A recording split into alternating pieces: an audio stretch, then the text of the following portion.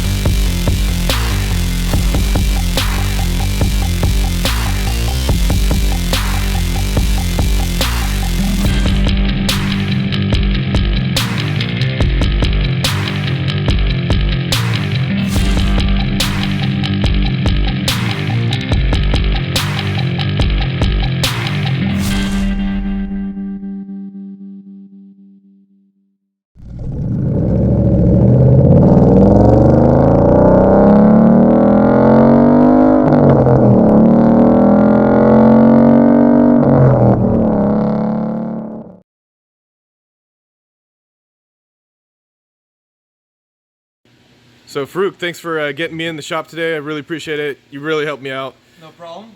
You got some pretty awesome freaking projects you got going on here.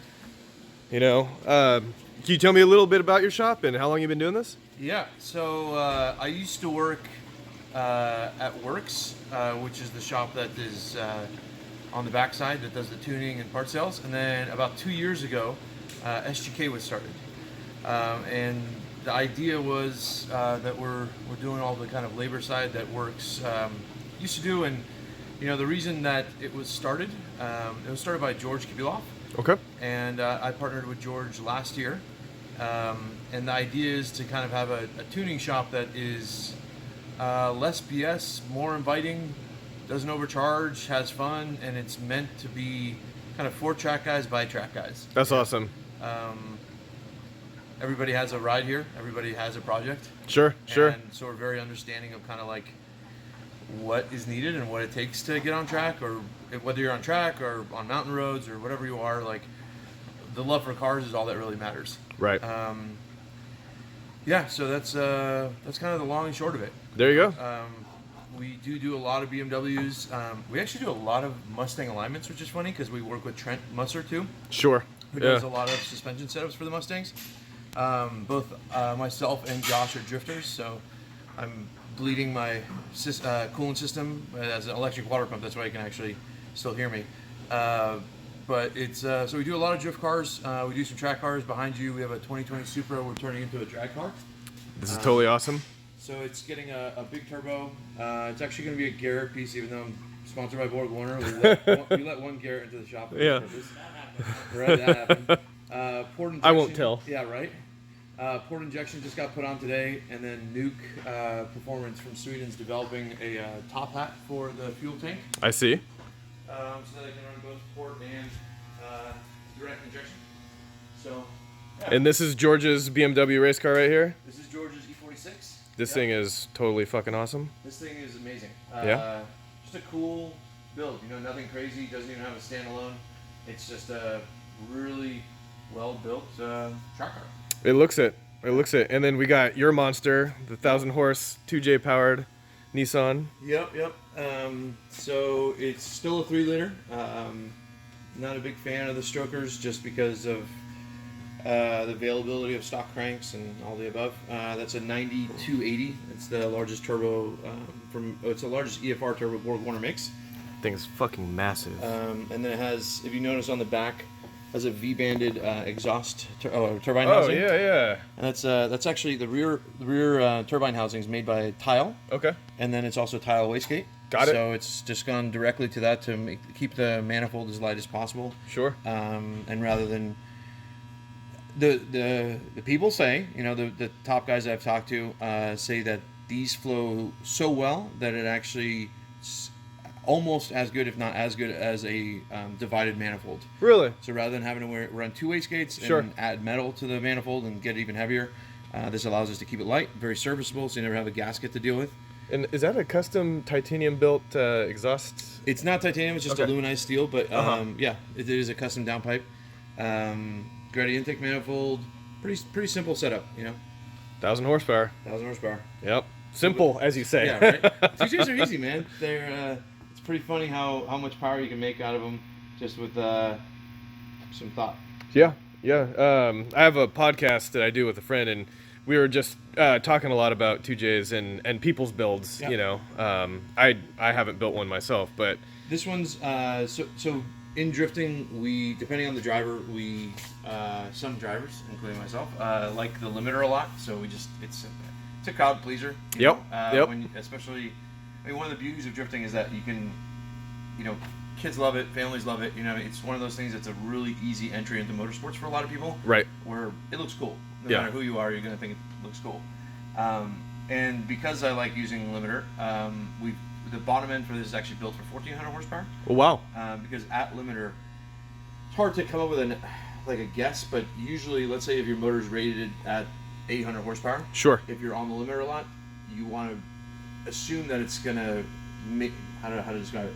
The strain is like adding 200 more horsepower if you're on limiter a lot. Wow. So I'll give you an example. At SEMA last year, my BMW caught fire, and our rods are rated for 800 horsepower. Sure. I was making 745 on the dyno. I thought it was conservative, and it turned out that I blew the bottom end out of the car. Oh wow. Yeah, a few thousand people. So it was a scary moment, but Yeah. that's why we're really overbuilding this one. Sure. Turbo won't breathe more than probably 1050, 1100, but the bottom end's built above that. We'll probably run at about 800, so Okay. 1400 horsepower bottom end with a, running only 800 horsepower, which should be Safe. safe. Theoretically. Theoretically. Yeah. So, and the tuners are awesome. I have two tuners. One is, they're both remote. One's from Link ECU, Jason. And the second one is a tuner from Poland that's been with me since day one. Really? So he Okay. kind of watches my logs on track and makes sure that everything's healthy and That's great. asks me what I want. So Yeah. if tip in needs to be better, or if tip out also is an interesting phenomenon I've had where we clutch kick a lot. So the off throttle, like with the immediate off throttle tune, sometimes needs some adjustment. And yeah, all kinds of fun And he's stuff. there for you. He's like, there for me. He just, yeah. he sips margaritas in Poland while I try to bang limiter. So it's fun. That's really cool. Yeah. That's a hell of a service. Yeah, he's been a long time friend. So That's awesome, man. That's awesome.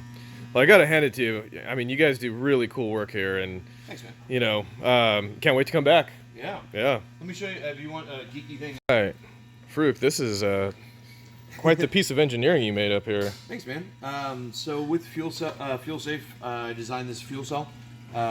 It's meant to fit in the stock location of an S14 fuel cell. Sweet. It's asymmetrical. You can kind of see that from this angle, but it goes around the quick change differential. Okay. But the reason it's asymmetrical is so that you can still pull the top bolts out of the quick change and drop the quick change down. And speaking of which, that's what we're looking at right here. Yeah. That's It's an so IRS sweet. quick change from Winners. And this one's been upgraded to by a gentleman named Rick, who runs RTS in the East Coast, and it has an upgraded ring gear, stub shafts, and everything like that. For those that might see my name as familiar, I was on a TV show called Hyperdrive. Yep. And when I flew out of the container, I landed and snapped both stub axles. Oh no. Yep. So after that, I upgraded the ring gear and stub axles. I wish I'd done that before the show, but that's a whole other thing. Sure. So this is the diff out of the E92, and I'm putting a stock Winners back in the E92. Sure. And the cooling system is what I was going to show you here. So with drifting and the heat that it generates in the motor, Sure. and JZs naturally cavitate, which means that air is forced into the water through a couple different factors. But we have the system. I didn't create it. I learned it from my Norwegian buddies. That constantly bleeds the cooling system. So there's a hose at the bottom that goes to the electric water pump. It's a Davies Craig water pump. Okay. It's about 30 liters per minute per hour. I don't remember the term. I think it's 30 liters per minute.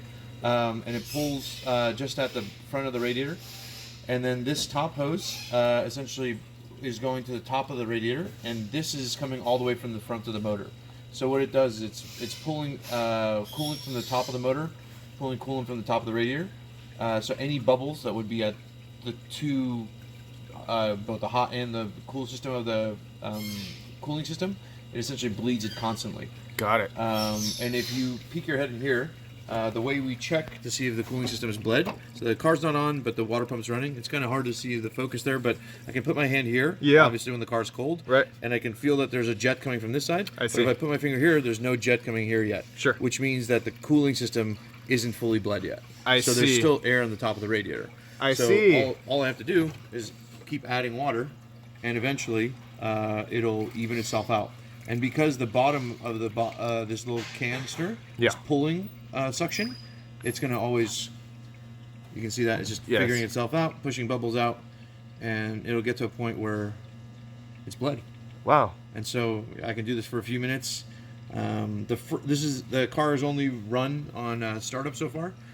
We haven't dynoed yet, so it's got a pretty dirty tune on it right now just to get it going. Sure. But now I can feel it's getting a little bit better. There's a little bit of flow from the other side, but it definitely needs some. And close this up, which will actually add suction to. Right. And if you notice, can you see what the pound pressure is on the cap? It's like what, 26 through 32, right? Yeah, and that's much higher than most people are used to. Right. That was recommended to me by CNR Radiators, who's the radiator company. Got it. And they actually say that we'll get a more stable water temp if we run a higher cap. Really? That's the recommendation, and I try to go to people that make the stuff to talk to their engineers, and you get the recommendations from the pros. But honestly, I've had great luck with cooling over the past 3 years, so that's great, it's man. working pretty well. Yeah, this is a pretty trick setup you got here. Clearly a lot of thought went into this. Yeah, I mean, it's also, you look at what either you've done in the past to make work or other people have done in the past, and the biggest thing with us is that nobody knows everything. Sure. Right? And you got to be open to different opinions and different options. And one thing I like about our group of people is that we're really open to asking. Yeah. So if I can't figure something out, I'll call CNR, or I'll call Nuke Performance, who makes all the fuel system stuff, or I'll call Deechworks, and we'll have a chat about it. Yeah. And that's how you it's how you get a good result, because just being humble about it, not being super arrogant, and knowing that none of us know everything. Sure. Yeah. So let's see if It's a good philosophy you got there. Might have gone down a bit. Seems like it's still. Looks like there's some air stuck in the top, and let's see. We might have to start the car to really bleed. Yep. Let's fire it up just so you can hear it. Hell yeah. It's a bit dirty, but.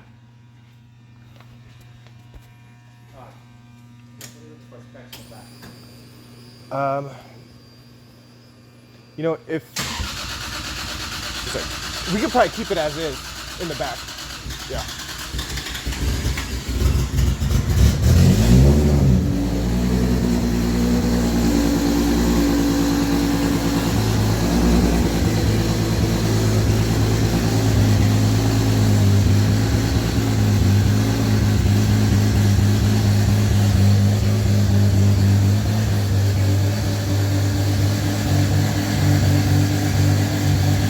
Pretty badass.